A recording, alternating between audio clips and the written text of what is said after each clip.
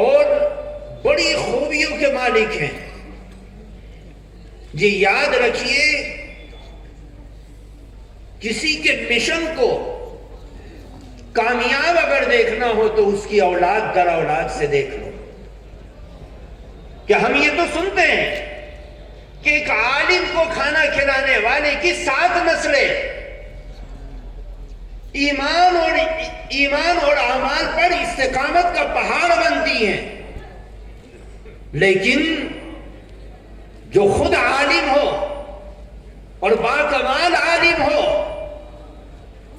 اور علم کا پہاڑ ہو اور مجاہدانہ کارناموں کو انجام دینے والا ہو اور ظلم، پاپ، جہالت، بے حیائی اور بددیانتی کے اندر مبتلا افراد کے درمیان میں کود کر ان کو منکرات سے توبہ کرانے والا ہو، ان کی نسل، ان کی اولاد، ان کے پوتے، ان کے نواسے وہ وارث ہوتے ہیں. اور وہ اگر اس کے مشن کو زندہ کرنے پر کھڑے ہو گئے ہیں تو یاد رکھو اس کی کامیاب محنت کے کامیاب ہونے کی دلیل اور نشانی ہے.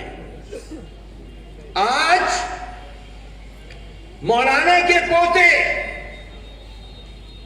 بڑے بڑے کارناموں کو انجام دے سکتے تھے اور عروج تک پہنچ سکتے تھے، لیکن انہوں نے اپنے باپ، اپنے دادا کے اس تحریک کے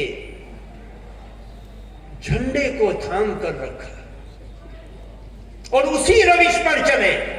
میں ایک دوسرے حضرت مولانا زاہد حسن صاحب رحمت اللہ علیہ کے منظور نظر، جن کو دیکھ کر حضرت مولانا کی آنکھیں ٹھنڈی ہوتی تھی، کلیجے سے لگاتے تھے.